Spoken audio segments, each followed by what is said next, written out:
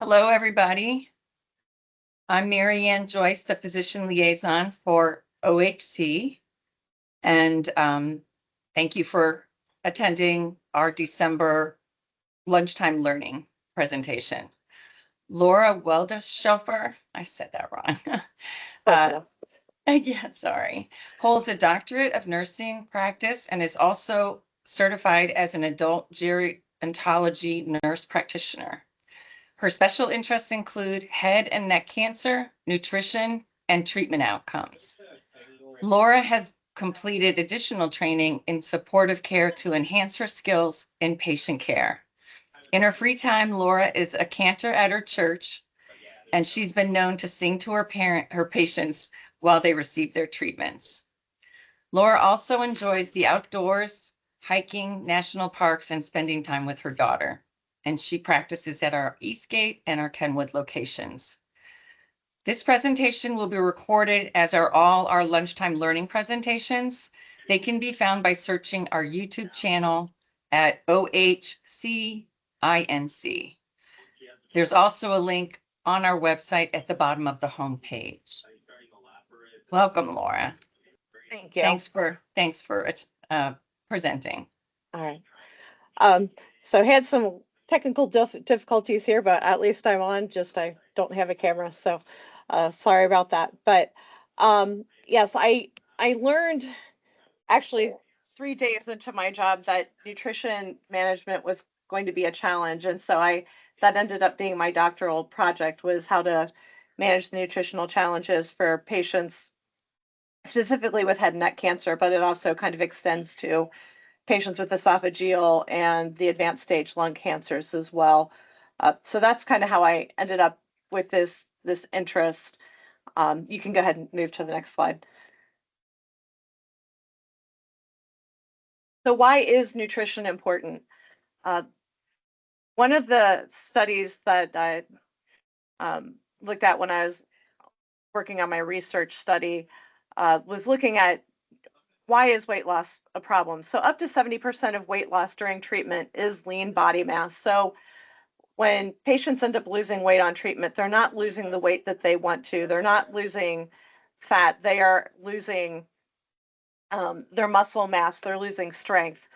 Also, impaired nutrition leads to problems with low blood counts, specifically with anemia and impaired white cells, impaired immunity. Also, it can prolong and worsen the side effects related to therapy, and it takes longer for patients to recover after their therapy is completed. The combined effects of these issues can lead to treatment delays, dose reductions, hospitalizations, and ultimately treatment failure. So nutrition is very vital to make sure that patients are staying on track with their treatments and give them the best chance that we can actually cure their cancer. So, as I said, my population that I've been looking at and working with primarily is patients with head and neck cancer, advanced stage lung cancer, and then esophageal cancers and some other GI cancers as well. Okay, next slide. So what are the important nutrients that we're looking at? Proteins. So proteins help with growth. Very importantly, they help with repairing body tissues, maintaining the immune system, and we all know our sources of protein. But deficiency leads to muscle loss and also, very importantly, impaired immunity. So this can affect patients, particularly who are on combined modality chemo and radiation. Fats are a source of energy, also micronutrient transport into and out of the cells, and carbohydrates provide energy. Also, fiber helps to regulate the bowel. Many carbohydrates also help to supply vitamins, minerals, and phytonutrients that are essential for healing as well. Okay, next slide. Also, water. Our bodies need water to function. We can live for about 20 days without food. We can live much shorter amount of time without water. So dehydration is a critical problem that happens with a lot of patients that are receiving these treatments. Can lead to fluid and electrolyte imbalances, And unless contraindicated by other health issues such as heart or kidney disease, most people need about 2 liters of fluids per day. About 20% of that daily intake is consumed through foods. Also, nutritional supplements, if patients are using either enteral feedings or oral nutritional supplements, you can count about 2/3 of that supplement as water as well. And then vitamins and minerals that help to boost the immune system, support growth, development, and healing, and help cells and organs to perform their normal functions. And most sources are either food sources or multivitamins. One thing to keep in mind is that large doses of some vitamins and minerals, particularly antioxidants, can actually counteract the effects of chemotherapy and radiation. Radiation is an oxidative process, so doing large doses of antioxidants can actually work against the radiation that we're trying to use to cure their cancer. All right, next. So looking at the pre-treatment evaluation, is the patient already losing weight before they get to our office? So was the cancer itself causing the patient to lose weight? To calculate the percent of weight loss, you take their baseline body weight, subtract their current weight, and get the weight lost in pounds. And you actually divide the weight lost in pounds by their baseline body weight. And that can tell you the percent of weight loss. So another study published showed that about 10% of weight loss, when patients lose 10% of their weight, it very negatively impacts their ability to complete treatment, to stay on schedule, and ultimately can impact their survival. But in teasing out the results of that study, what it actually showed is that patients who are borderline to underweight, that magic number was more like 8%. Patients who are obese, it was closer to 12, but it's somewhere in that range for each patient that when they lose that much weight, we're talking about significant impact on the possibility that they will actually get the desired effects from their treatment, which is that we are going to get rid of their cancer. So some things that can contribute to this, not quite yet, are baseline dysphagia caused by the cancer itself. Also looking into other comorbid conditions that we need to, that could impact their nutrition, particularly heart disease, diabetes, kidney disease, and bowel absorption issues.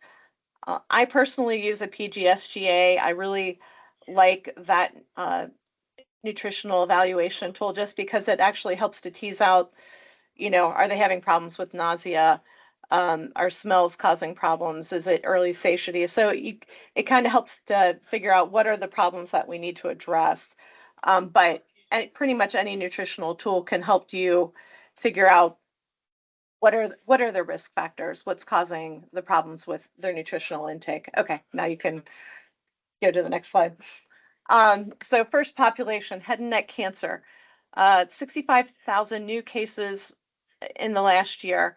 It's tending towards a younger population, HPV positive. The good news is those patients are typically in better shape starting off, and they have a much higher cure rate than the patients that historically developed head and neck cancer because of smoking and alcohol use. But still, up to 50% of these patients will experience pretreatment weight loss. So treatment-related side effects that impact nutrition. 90% of patients receiving treatment for head and neck cancer will develop mucositis, and 65% will develop grade 3 to 4, which means that they will have difficulty eating and will likely need enteral feedings to help with their nutrition. Dysphagia, 44% of patients will develop significant issues with swallowing as well. So combined pre-treatment and treatment-related weight loss for these patients can be up to 20% of their body weight. So as we said before, somewhere between 8 and 12% is when things can start to go south as far as their cure rates. So this is important to take into account, is where did they start? So nutrition, a lot of times nutritional support and aggressive nutritional support is vital for these patients. Okay, next slide. So head and neck nutritional guidelines. So these are all the guidelines that I'm sharing are from the Academy of Nutrition and Dietetics. So somebody with normal nutritional risk is someone who has not lost significant weight loss. And I usually count that as about 5% body weight up until the point where I start seeing them. So they did not lose a significant amount of weight up front before diagnosis, or we're not losing weight going into from the time that they started seeing us till the time that I see them. So their nutritional requirements are 25 to 30 kilocalories per kilogram per day and 1 to 1.5 grams of protein per day. Patients who are nutritionally stressed are ones who have been losing weight either prior to treatment or at least prior to the time when I started seeing them. Their caloric requirements are higher, so between 30 and 35 kilocalories per kilogram per day, and their protein requirements are significantly higher at 1.5 to 2.5 grams of protein per day. As I tell many patients, to get that much protein in, you have to be nutritionally focused. So no one gets that much protein in by accident or just by chance. So you really have to be focusing on what are my protein sources that I'm trying to eat. For obese patients, for a BMI greater than 30, the caloric requirements decrease. So it's between 21 and 25 kilocalories per kilograms per day. However, the protein recommendations are based off of the nutritional risk. So those do not decrease. Fluid intake should be between 30 to 35 milliliters per kilogram per day. All right, next. Esophageal cancer, about 20,600 new cases last year. Is trending slightly lower over the past several years, more because of a decrease in squamous cell carcinoma, which is the upper 2/3, which is related to smoking and alcohol, rather than adenocarcinoma, which has stayed pretty stable, and that's the lower third, which is more related to obesity, reflux, and advanced age. Once again, a pretty significant amount of patients have been presenting with weight loss at diagnosis. So tumor causing difficulty swallowing in the esophagus contributes to a significant amount of weight loss for most of these patients, unless they're fortunate enough to be diagnosed early. This is typically related to dysphagia and the direct effects of the cancer. And these patients have a poorer prognosis. Nutritional guidelines for the esophageal cancer patients. Normal nutritional risk is 30 to 35 kilocalories per kilogram per day and 1 to 1.2 grams of protein per day. Now, with the nutritionally stressed patients, the interesting part is that their caloric requirements don't change, but their protein requirements do. So for those patients, we are trying to get a little bit more protein in with them to help with the healing process. And then advanced stage lung cancer. So these are the patients that have lymph node positive disease that would be receiving radiation to the mediastinum. About 100,000 new cases last year, trending down over the past several years because there has been a decrease in smoking incidents. However, about 1/3 of patients with stage 3 disease and almost 1/2 of patients with stage 4 disease have significant weight loss at diagnosis. Once again, due to the effects of the tumor and the cancer itself. So nutritional guidelines for these patients are fairly similar to the esophageal cancer patients. And these guidelines can be used for other types of cancer patients as well if they are experiencing nutritional difficulties. So one of the challenges with these patients is trying to maintain oral nutrition versus starting enteral nutrition. So ultimately, the goal is to maintain adequate nutrition because maintaining nutrition will improve their tolerance of treatment and improve the likelihood that they get a good treatment response. But we also have a secondary goal, and that is trying to maintain function of the muscles used for swallowing. So one of the challenges that we face on a regular basis is whether or not to immediately place a feeding tube versus waiting until the patient is having difficulty sustaining oral nutrition before placing the feeding tube. And one of the problems is that about 20 to 25% of patients who have feeding tubes placed do develop complications, and those can be increased pain, leakage around the tube site, dislodgement, infection. And these issues can also delay treatment. So for 75%, the tubes work well, but there's a 25% where the tube actually becomes a challenge for the patients as well. The hard part also, though, is that if you wait for tube feed placement, that prior to COVID, I usually could get a feeding tube in within 72 hours. And so maintaining a patient with IV hydration for a few days while you're getting the feeding tube placed was not a problem. However, now, post-COVID, for whatever reason, it can take over a week sometimes to get the feeding tube placed, which also is not sustainable as well for when you have patients who are already nutritionally struggling. So it continues to be a challenge to decide when is the right time to put the tube in. Other things to keep in mind is for patients who have head and neck cancer or upper esophageal cancers or lung cancer, a G tube that's going straight into the stomach is appropriate. Those are a little bit easier to manage.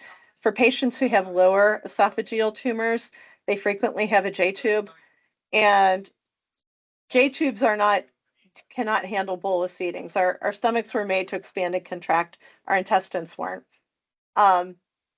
So they will have to have a pump if they are going to have enteral feedings. So other dietary recommendations, try to get patients to eat early in treatment before the main side effects of the treatments really start kicking in, which is usually about the end of the second, beginning of the third week. So if they can get a little bit of extra weight, it gives them just a little bit of extra leeway when treatment starts getting higher or harder and they start losing more weight. Other things, avoiding acidic foods, drinks, so things that are tomato-based, citrus-based, things that are carbonated, avoiding alcohol because that is drying and can be problematic as well. Focus on high protein, high calorie, soft foods and nutritional supplements. And then once again, patients should not take high doses of antioxidants when on radiation. So ideal management, if they are on bolus feedings, is to have bolus feedings about 4 to 5 times a day. It keeps patients on a regular eating schedule. It also contributes to expansion and contraction of the stomach. If they start having bloating or cramping, either switching to a continuous feeding or switching to a supplement, which may be a little bit easier on the stomach, are options. For patients who have been having problems with losing a lot of weight, there may be a little bit of refeeding syndrome that can be involved as well. So starting the rate at about 25 to 30 milliliters per hour and slowly titrating up about 5 to 10 milliliters per hour about twice a day until you get to whatever their goal rate needs to be. And then when the enteral feedings are running, you always want to have the head above 45 degrees, decrease the likelihood of aspiration. And then if patient has diarrhea, usually it's osmotic diarrhea, so increasing the water boluses either in frequency or amount can help with that as well. That is the end of my presentation. Does anybody have any questions?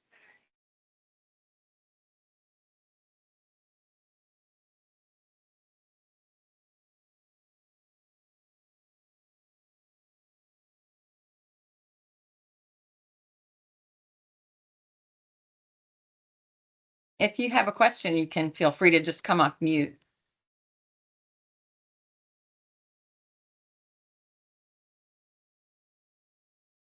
It doesn't seem like anyone has any questions. Well, thank you so much, Laura. That was very educational. All right. Really, I think it's important for everyone that is working with our patients to know that. Thank you all for attending our December Lunchtime Learning. We hope you all have a nice, happy holiday season. Thanks again. All right, Take thank care. you.